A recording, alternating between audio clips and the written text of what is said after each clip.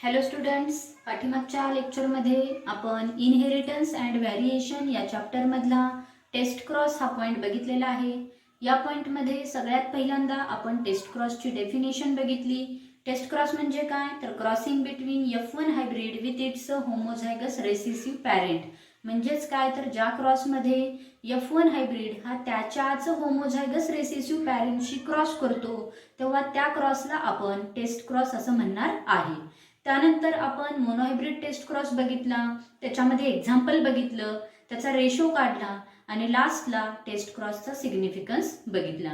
आजच्या लेक्चरला आपण इनहेरिटन्स अँड व्हॅरिएशन या चॅप्टर मधला नेक्स्ट पॉइंट बघणार आहे, deviations from Mendel findings. Students, we all know that Mendel performed experiment on garden pea plant and he gave some ratios like monohybrid ratio and dihybrid ratio. Later on he gave three main points. So which are these 3 points? First point is single trait or single character is controlled by single gene and that single gene has 2 allele. म्हणजेच काय, तर मेंडेलच्या मध्ये जो single trait असणार आहे, single character जे आहे ते कोण कंट्रोल करते, which is controlled by single gene. म्हणजे एखादं सिंगल कॅरेक्टर हे सिंगल जीन कंट्रोल करणार आहे and that single gene has 2 allele. म्हणजेच काय, तर जो सिंगल जीन आहे जो की सिंगल ट्रेटला कंट्रोल करेल त्याच्या जवळ टोटल 2 alleles असणार आहेत. बेस्ट एक्झाम्पल जर आपण त्याचं एक्झाम्पल बघितलं तर in case of garden pea plant, if we consider single trait or single character is height of the stem. जर गार्डन पी प्लांट मध्ये सिंगल कॅरेक्टर आपण बघितलं हाईट ऑफ द स्टेम, तर या हाईट ऑफ द स्टेम मध्ये total 2 alleles present असणार आहेत. कोणते 2 alleles आहेत बघा. The first allele is capital T and second allele is small t. So here this capital T is for tallness. म्हणजेच काय, जर गार्डन पी प्लांटचं स्टेम हे टॉल असेल तर त्याच्यामध्ये असणारा जो allele आहे तो काय असणार आहे, capital T. And this small t is for dwarfness. म्हणजेच जर गार्डन पी प्लांटचं स्टेम हे ड्वार्फ असेल तर त्याच्यामध्ये असणारा जो allele आहे तो काय असणार आहे, small t. Okay, so this capital T is for tallness and small t is for dwarfness. Okay, so this capital T is a dominant allele. Capital T जो आहे हा dominant allele असणार आहे and small t is a recessive allele. जे 2 alleles आहेत त्यापैकी जो capital T आहे हा डॉमिनंट allele असणार आहे, स्मॉल t जो आहे हा रेसेसिव्ह allele असणार आहे. So here this dominant allele and recessive allele interact with each other. म्हणजेच काय, तर जो डॉमिनंट allele आहे, रेसेसिव्ह allele आहे, या दोघांमध्ये ही इंटरॅक्शन होणार आहे. So this is the first point of the Mendel. मेंडेलनी जो पहिला पॉइंट सांगितला त्याच्यामध्ये सिंगल कॅरेक्टर किंवा सिंगल ट्रेट हा कोण कंट्रोल करणार आहे, which is controlled by single gene, that single gene which having the 2 alleles. आपण एक्झाम्पल बघितलं गार्डन पी प्लांटच्या स्टेमची हाईट. जी गार्डन पी प्लांटचं स्टेम असणार आहे त्याची जी हाईट आहे त्याच्यामध्ये टोटल 2 alleles आहेत. पहिला आहे कॅपिटल T, सेकंड आहे स्मॉल t. कॅपिटल T हा टॉलनेस साठी असणार आहे, स्मॉल t हा ड्वार्फनेस साठी असणार आहे. कॅपिटल T हा डॉमिनंट allele आहे, स्मॉल t हा रेसेसिव्ह आहे आणि दोन्हीही जे alleles आहेत त्यांच्यामध्ये इंटरॅक्शन होणार आहे. So this is the first point of the Mendel. Then second point of the मेंडेलनी सांगितलेला सेकंड पॉइंट काय बघा, 1 allele इज कम्प्लिटली डॉमिनंट. आत्ताच आपण बघितलं जो कॅपिटल T आहे हा डॉमिनंट आहे, स्मॉल t आहे हा रेसेसिव्ह allele आहे. म्हणजेच काय, तर सिंगल कॅरेक्टर हा सिंगल जीन कंट्रोल करतोय, single character controlled by single gene and that single gene which having the 2 alleles. म्हणजे 2 alleles आहेत, त्या 2 alleles पैकी एक allele हा नेहमीच काय असणार आहे, कम्प्लिटली डॉमिनंट असणार आहे. Okay, so this is the second point, 1 allele is completely dominant. Then third point of the मेंडेलचा तिसरा पॉइंट काय बघा, genes for different trait present on different chromosome. Different trait म्हणजेच काय, तर डिफरंट कॅरेक्टर्स वेगवेगळ्या कॅरेक्टरचे असणारे जे जीन्स आहेत ते कुठे प्रेझेंट असणार आहेत? These are present on different chromosomes. Okay, so these are the 3 points which are given by Mendel. Later on, in the post Mendelian era म्हणजे काय? कालखंड. जेव्हा मेंडेलनी गार्डन पी प्लांट वरती एक्सपेरिमेंट केला, रेशो दिले, हे 3 मेन पॉइंट्स दिले, त्यानंतर मेंडेलचा कालखंड संपला आणि मेंडेलच्या कालखंडानंतर मेनी सायंटिस्ट, बरेचसे जे दुसरे सायंटिस्ट होते त्या सायंटिस्टनी एक्सपेरिमेंट्स केले आणि एक्सपेरिमेंट्स केल्यानंतर त्यांना डेव्हिएशन्स ऑब्झर्व झालेले आहेत. हे जे डेव्हिएशन्स आहेत त्या डेव्हिएशन्सनाच आपण काय म्हणणार आहे? Neo Mendelism. So in the post Mendelian era म्हणजेच मेंडेलचा कालखंड संपल्यानंतर many scientist perform experiment and they were observed number of deviations and these deviations are called as the neo-Mendelism. Neo का म्हटलेलं आहे? निओ मीन्स न्यू, म्हणजे मेंडेलनं जे ratio दिलेले आहेत त्यानंतर त्यांनी जे हे 3 मेन पॉइंट सांगितलेले आहेत, हे रेशो आणि पॉइंट सोडून नवीन काहीतरी त्या सायंटिस्टना ऑब्झर्व झालेलं आहे, म्हणून या पॉइंटला काय म्हटलेलं आहे? It is called as the neo Mendelism. So in the post Mendelian era many scientists perform experiment, they were observed number of deviations and these deviations are called as the neo-Mendelism. So this neo-Mendelism observed phenotypic expressions of gene interactions and these gene interactions are of 2 types. म्हणजे neo-Mendelism मध्ये total 2 टाइपच्या gene interactions observe झालेले आहेत. कोणत्या gene interactions आहेत बघा? The first is called as the intragenic interaction and second is called as the intergenic interaction. So what is intragenic? Intra means inside or in between, genic means genes. So interaction which is takes place in between allele of same gene which is called as the intragenic interaction. Then what is mean by intergenic interaction? Intergenic interaction means the interaction which is takes place in between alleles of different gene. दोन वेगवेगळ्या jeans मध्ये होणारी जी interaction आहे त्या इंटरॅक्शनला आपण म्हणणार आहे intergenic. बघा, जीन इंटरॅक्शनचे टोटल 2 टाइप्स. पहिला टाइप आहे इंट्राजेनिक इंटरॅक्शन, जी कुठे होणार आहे? In between the Aleel of same gene. 2 same जीनच्या मध्ये होणारी इंटरॅक्शन जी आहे तिला इंट्राजेनिक म्हणतोय. आणि इंटरजेनिक म्हणजेच काय? Which is occur, which is takes place, which is present in between alleles of different gene. इथं फक्त सेम जीन मध्ये इंटरॅक्शन होणार आहे आणि इथं होणारी जी आहे ती डिफरंट जीन मध्ये. Okay, then we have to see the first interaction, that is intragenic interaction.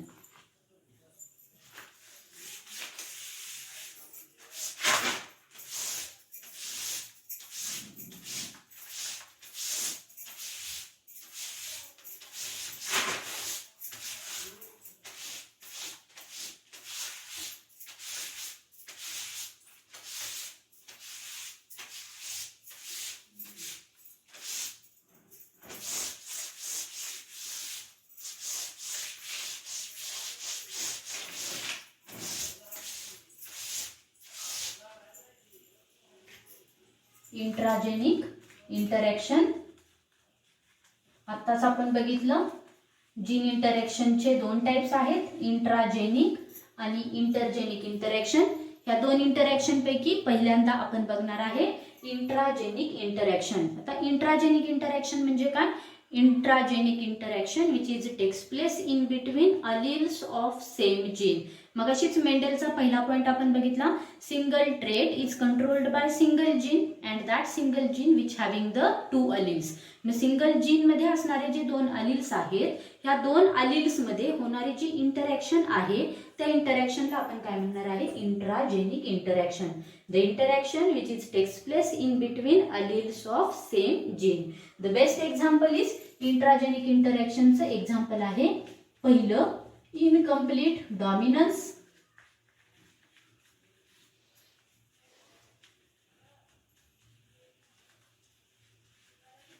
आणि सेकंड एक्झाम्पल आहे कोडॉमिनन्स.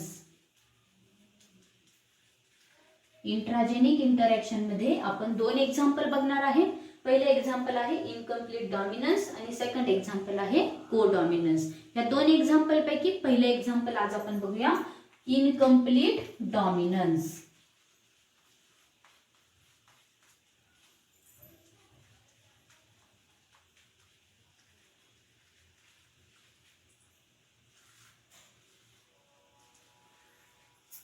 So what is incomplete dominance? Incomplete dominance means what? Here मगाशी आपण बघितलं सिंगल ट्रेट किंवा सिंगल कॅरेक्टर जे आहे ते कोण कंट्रोल करते? Which is controlled by single gene. Single trait or single character is controlled by single gene and that single gene has two alleles. Okay, so these two alleles interact with each other but they express partially and give intermediate character. म्हणजेच काय तर जे दोन alleles आहेत ह्या दोन alleles मध्ये interaction होईल. इंटरॅक्शन झाल्यानंतर हे दोन्हीही alleles पार्शियली एक्सप्रेस होतील आणि आपल्याला ते इंटरमिजिएट कॅरेक्टर देणार आहेत. So in case of incomplete dominance both the genes or both the alleles express partially and gives intermediate character. Okay, so here in case of incomplete dominance, genes express partially means थोडे थोडे express होते and gives काय देणार आहे? Intermediate character. Intermediate character means मधलं character देतील. ठीक आहे, आता इंटरमिजिएट कॅरेक्टर कसं मिळते ते प्रूव्ह करण्यासाठी आपण एक एक्झाम्पल घेऊया. ठीक आहे, first we have to take parent. Incomplete डॉमिनन्सचा आपण एक्झाम्पल बघतोय, त्याच्यासाठी आपण पॅरेंट घेणार आहे 4 o'clock plant.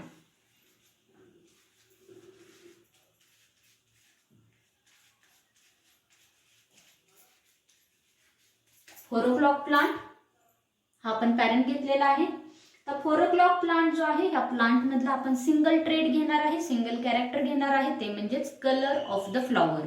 So this colour of the flower is a single trait which is controlled by single gene and that single gene which having the two alleles. So which are the two alleles? First is the red color flower and second is the white color flower. Okay, that's why the next step is phenotype.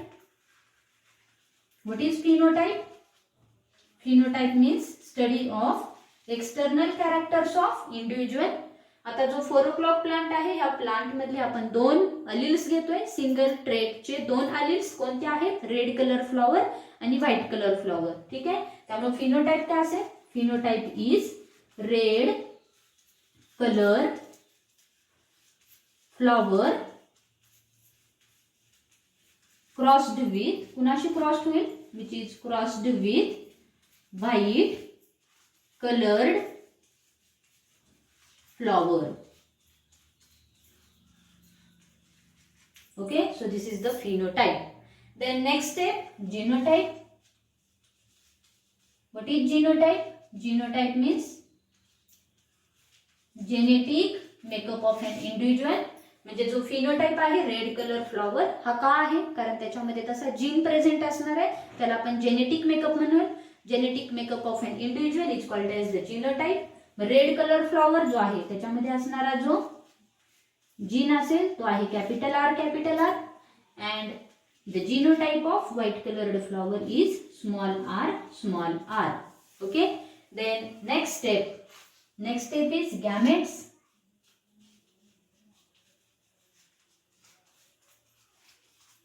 Gametes काढूया. आता red colour flower जो आहे त्याचा असणारा जो genotype आहे हा homozygous आहे. होमोझायगस म्हणजेच काय तर दोन्हीही जीन्स दोन्हीही अलील्स सेम आहेत, त्यामुळे इथं ह्या दोन्हीही जीन्स मधून एकच गॅमेट बाहेर पडेल, तो म्हणजे आहे कॅपिटल आर.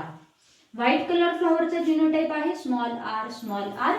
दोन्हीही जीन्स दोन्हीही अलील्स सेम आहेत, होमोझायगस आहेत, त्यामुळे इथं सुद्धा या दोघांमधून एकच गॅमेट्स बाहेर पडेल, तो म्हणजे आहे small R. Okay, then you have to cross. या दोघांचा आपण क्रॉस घेऊया. इकडचा कॅपिटल आर आणि इकडचा स्मॉल आर जेव्हा क्रॉस होईल तेव्हा आपल्याला मिळेल capital R small R. So this is called as the F1 generation. याला आपण म्हणणार आहे F1 generation.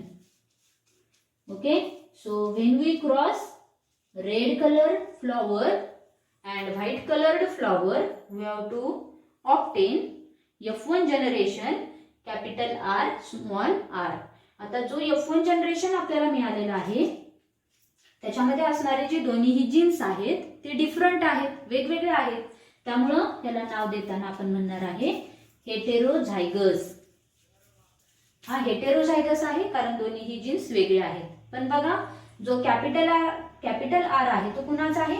This gamete is for red coloured flower and small R is for white coloured flower.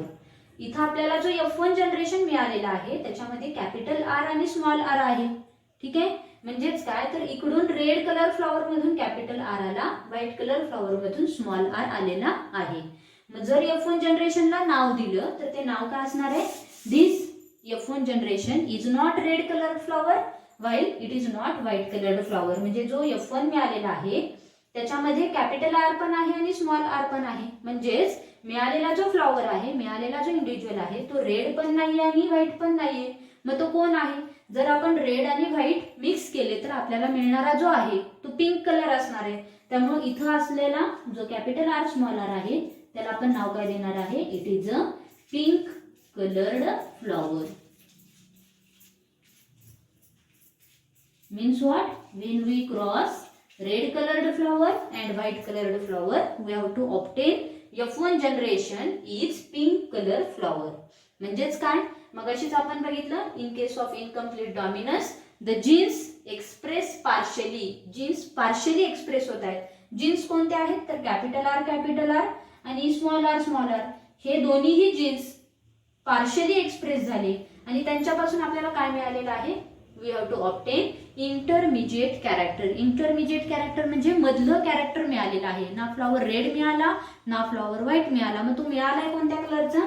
Here flower is pink colour. Okay, so that's why this dominance is called as the incomplete dominance. Incomplete का म्हटलं? कारण दोन्हीही jeans पॅरेंट्सचे असणारे जे दोन्हीही jeans आहेत ते fully express होत नाहीत, थोडे थोडे एक्सप्रेस होत आहेत. म्हणून ह्या डॉमिनन्सला आपण काय म्हटलेलं आहे? It is called as the incomplete dominance. In case of incomplete dominance genes express partially and gives intermediate character. That's why it is called as the incomplete dominance. So this is the F1 generation. हा मिळाला F1 generation. आता F2 generation आपण काढूया. So for getting F2 generation काढण्यासाठी आपल्याला काय करावं लागेल? For getting F2 generation we have to cross F1 with F1.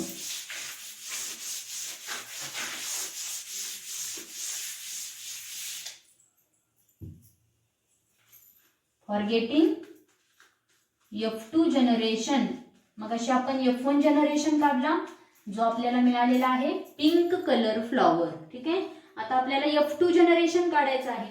हा F2 जनरेशन काढण्यासाठी आपण काय करणार? For getting F2 generation we have to cross F1 with F1. म्हणजे F1 जो मिळालेला आहे त्या F1 नी पुन्हा एकदा आपण F1 ला क्रॉस करायचं आहे. पुन्हा एकदा पहिली step, first step is phenotype. Phenotype म्हणजे काय? External character of individual. F1 काय मिळालेला आपल्याला? Pink colour flower, pink coloured flower crossed with pink colour flower.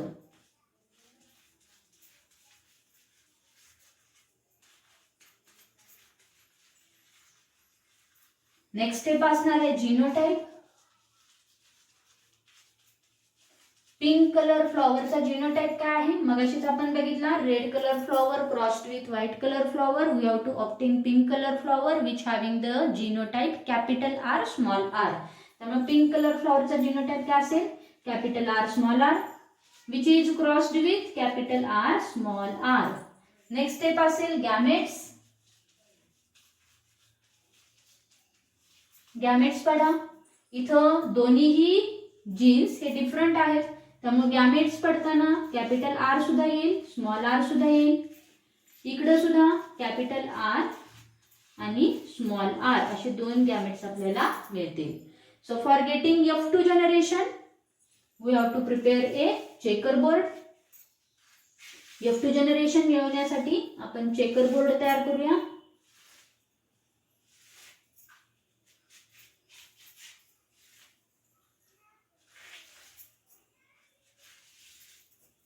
आपल्याला माहिती आहे पहिल्या बॉक्समध्ये आपण मेल आणि फिमेलचं साइन देणार आहे. पहिल्या इंडिव्हिज्युअलचे मिळालेले जे गॅमेट्स आहेत ते पहिल्या बॉक्समध्ये लिहा, capital R small R. Second इंडिव्हिज्युअलचे मिळालेले गॅमेट्स ह्या साईडला लिहा. आता क्रॉस घ्या, ह्या आर ने ह्या आर ला क्रॉस करा, काय मिळेल? Capital R. This is the first individual. ह्या आर ने ह्या आर ला क्रॉस करा, काय मिळेल? Capital R small R. This is the second individual. त्यानंतर ह्या आर ने ह्या आर ला क्रॉस करा, काय मिळेल? Capital R small R. Dominant असणारा आपण पहिल्यांदा लिहितो, त्यामुळे कॅपिटल आर स्मॉल आर हा तिसरा इंडिव्हिज्युअल मिळाला. ह्या आर ने ह्या आर ला क्रॉस करा, काय मिळेल? Small R. This is the fourth individual. Means what? When we cross F1 with F1 we have to obtain total 4 individuals. आपल्याला टोटल 4 इंडिव्हिज्युअल्स मिळालेले आहेत. बघा 4 इंडिव्हिज्युअल्स कोणते आहेत? पहिला मिळालेला आहे कॅपिटल आर. हा असेल रिझल्ट.